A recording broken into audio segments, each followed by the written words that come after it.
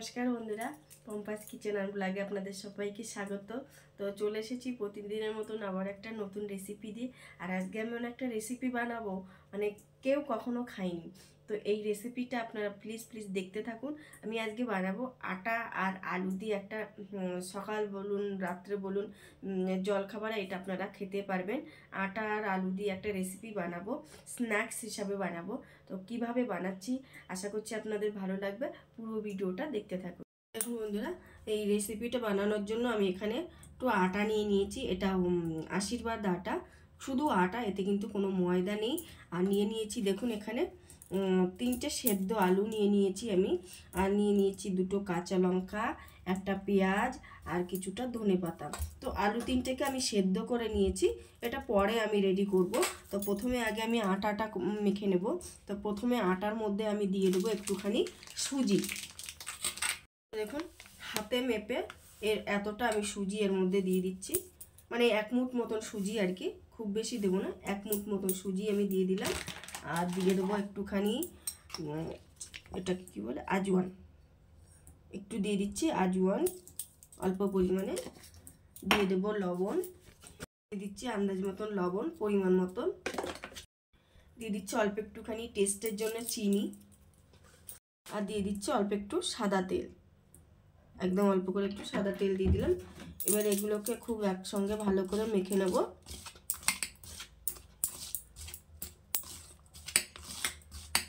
তো দেখুন ভালো করে মিশিয়ে নিয়েছি। এবার এটাকে অল্প অল্প জল দিয়ে, যেমন আমরা আটা মাখি পুরো এরকমভাবেই আটাটাকে মেখে নেব। তো দেখুন অল্প অল্প জল দিয়ে এবার এটাকে মেখে নেব, যেমন একদম নর্মাল আমরা রুটির জন্য যে আটাটা করি সেই রকমভাবেই একদম মেখে নেব।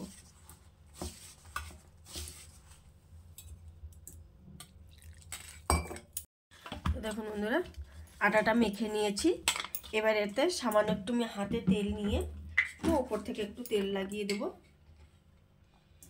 ওপর থেকে তেল লাগলে কি আটা অনেক সময় মাখার পরে আটাটা একটু শক্ত হয়ে যায় বা ফেটে যায়। তো একটুখানি তেলের হাত দিয়ে নিলে তখন কিন্তু এটা ফাটেও না আর শক্ত হয় না, খুব নরম হয়। তো একটু তেল মাখিয়ে এটাকে সাইড করে রেখে দিচ্ছি। তো দেখুন বন্ধুরা, এখানে 3টে সেদ্ধ আলু আমি নিয়ে নিয়েছি। তো এই সেদ্ধ আলুগুলোকে আমি একটু ছুলে নেব প্রথমে।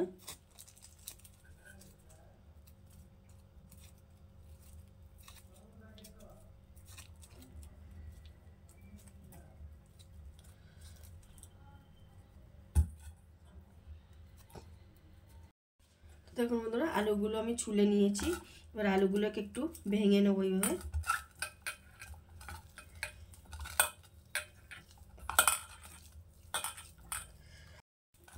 তো দেখুন বন্ধুরা, আলুগুলো একটু ভালো করে মেখে নিয়েছি, কোনো দলা যেন না থাকে সেরকমভাবে আর কি। তো এর মধ্যে প্রথমেই দিয়ে দিচ্ছি আমি একটু দেখুন কাঁচা লঙ্কা কুচি, দিয়ে দিচ্ছি ধনেপাতা কুচি, আর দিয়ে দিচ্ছি পেঁয়াজ কুচি।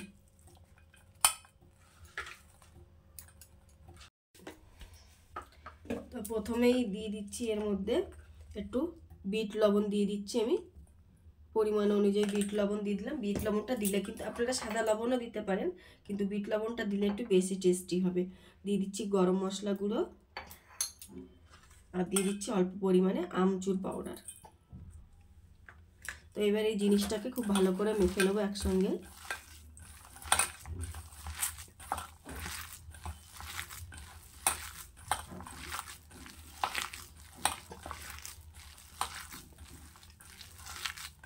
দেখুন খুব সুন্দর করে মেখে নিয়েছি।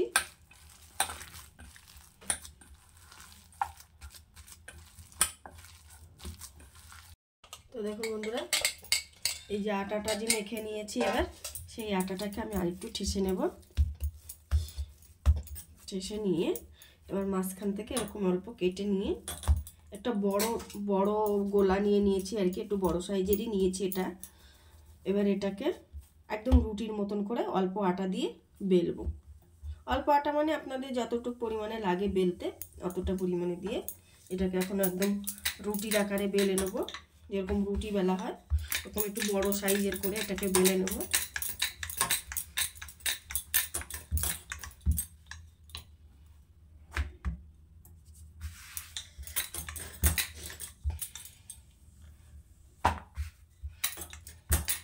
দেখুন বেলে নিয়েছি, কতটা বড় রুটি কতটা রুটি বড় বানিয়ে নিয়েছি।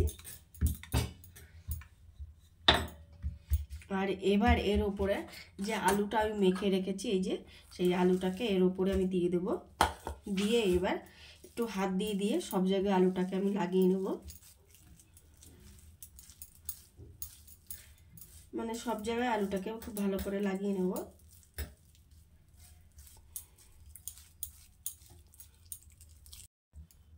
তো দেখুন বন্ধুরা, সব আলুটাকে মানে খুব সুন্দর করে সব জায়গায় লাগিয়ে নিয়েছি। এদিকে দেখুন আমি একটা কড়াই বসিয়ে দিয়েছি, তো কড়াইতে আমি দিয়ে দিচ্ছি একটু তেল। তো তেলটা একটু গরম হতে থাকুক, ততক্ষণে আমরা বাকি জিনিসটাকে রেডি করে নিই। তো দেখুন বন্ধুরা, এই যে আলুটা, এবার যে আটাটা করে নিয়েছি, আলুটা রেডি করে নিয়েছি, এবার এটাকে আমি একটু ভাঁজ করে নেবো এইভাবে। দেখুন এইভাবে করে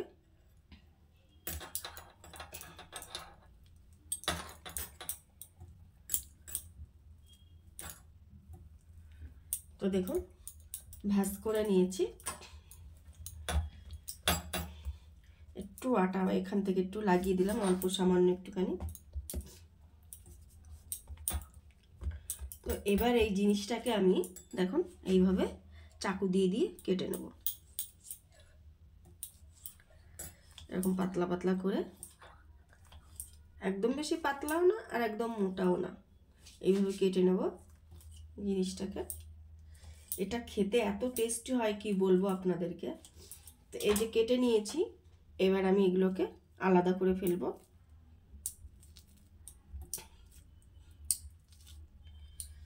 তো দেখুন সব আলাদা করে নিয়েছি,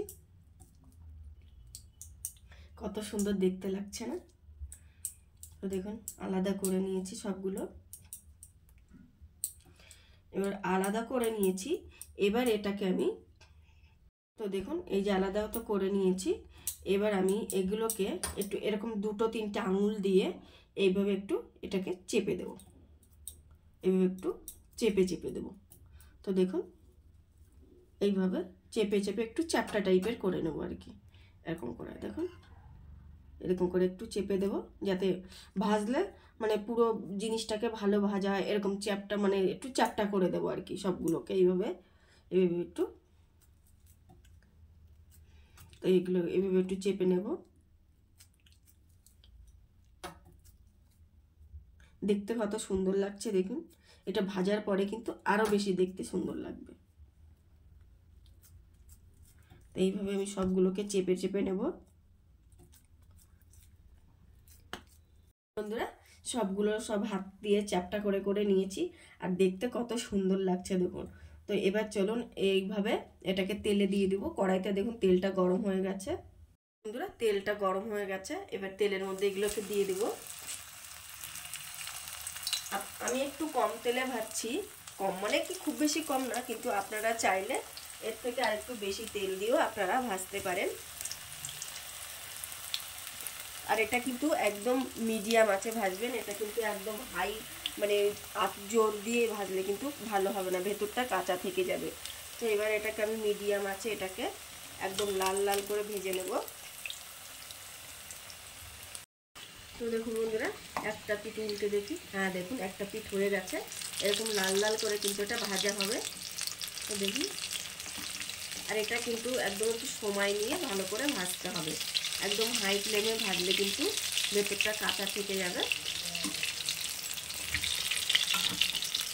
তো দেখুন আর একটা পিঠও আমি এইভাবে একটু লাল লাল করে ভেজে নেব। তো দেখুন বন্ধুরা উল্টো পিঠটাও আমি দেখে নিচ্ছি। তো দেখুন উল্টো পিঠটাও ভাজা হয়ে গেছে। তো দেখুন দুটো পিঠই কত সুন্দর ভাজা হয়ে গেছে, আমি আপনাদেরকে উল্টো পিঠটাও দেখাচ্ছি। এই দেখুন কত সুন্দর ভাজা হয়ে গেছে। তো এবার এগুলোকে আমি উঠিয়ে নেব। দেখতে কত সুন্দর হয়েছে সেটা কিন্তু অবশ্যই কমেন্টে জানাবেন, দেখতে কেমন লাগছে সেটা কিন্তু অবশ্যই করে কমেন্টে জানাবেন। আর এটা খেতে এত টেস্টি কি বলবো আপনাদেরকে। দেখুন এগুলো তো হয়ে গেছে, আর এই যে বাকিগুলো আছে সেই বাকিগুলোকে আমি ভেজে নেব এখন। দেখুন বাকিগুলোকেও দিয়ে দিচ্ছি। এটা কিন্তু আমি আপনাদেরকে বারবার করে বলছি, এটা কিন্তু একদম হাই মানে গ্যাসটা বাড়িয়ে বা যদি উনুনে করেন তখন কিন্তু একটু কম আঁচে করতে হবে এটাকে, তাহলে কিন্তু খেতে খুবই টেস্টি হবে। একটু সময় নিয়ে এটাকে একটু ভাজতে হবে। তো দেখুন, আর আপনারা চাইলে একটু তেলটা বেশি দিয়েও ভাজতে পারেন। আমি কম তেলে আর সময় বেশি নিয়ে একটু এটাকে ভাজছি। তো এটাকেও একই রকমভাবে আমি ভেজে নেব। তো দেখুন বন্ধুরা, এগুলো হয়ে গেছে আর এগুলোকে আমি তুলে নিচ্ছি। এগুলো কিন্তু একদম কম আছে। তো দেখুন, এটাও কিন্তু দুটো পিঠই কিন্তু খুব সুন্দর করে ভেজে নিয়েছি।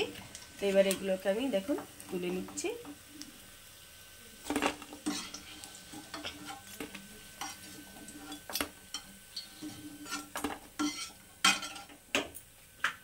তো দেখুন বন্ধুরা, তৈরি করে ফেলেছি। আর এর সঙ্গে যদি এরকম টমেটো কেচাপ বা টমেটো সস থাকে তাহলে তো কোনো কথাই হবে না। তো এটা আজকে আমরা এটা দিয়েই খাবো, টমেটো সস দিয়েই খাবো। তো দেখুন বন্ধুরা, এই যে টমেটো সস নিয়ে নিয়েছি আর দেখুন কত সুন্দর শব্দ হচ্ছে। দেখুন মানে কি বলবো, একটা আপনাদেরকে ভেঙে দেখাচ্ছি কেমন।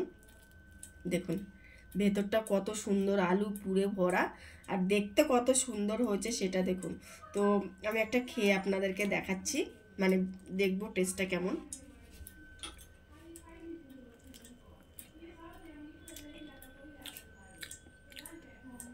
সত্যি বলছি বন্ধুরা, নিজে বানিয়েছি বলে বলছি না, আপনারা এইভাবে একবার বাড়িতে বানিয়ে খেয়ে দেখুন, খুব খুব খুব ভালো লাগবে। তো আজকের রেসিপি আপনাদের কেমন লাগলো অবশ্যই কিন্তু কমেন্টে জানাবেন। আমি আর একটু খেয়ে নিই, খুব ভালো লাগছে। তো তো দেখুন বন্ধুরা, এটা এখান থেকে তো অর্ধেকটা খেয়ে নিয়েছি আমি। তো ছেলের বাবা সবাই মিলে চুল কাটাতে গেছে, তো ওরা আসলে খাবে, এখনই চলে আসবে। তো আমি তো বানিয়ে রেডি করে বসে আছি বলতে বানানো এখনই জাস্ট শেষ হলো। তো আজকের রেসিপি আপনাদের কেমন লাগলো অবশ্যই কিন্তু কমেন্টে জানাবেন। আর ভালো লাগলে প্লিজ একটা লাইক অন্তত করবেন। আর আজকের মতন এখানেই রাখছি। পুরো ভিডিওটা দেখার জন্য আপনাদের অনেক অনেক ধন্যবাদ। থ্যাংক ইউ, নমস্কার।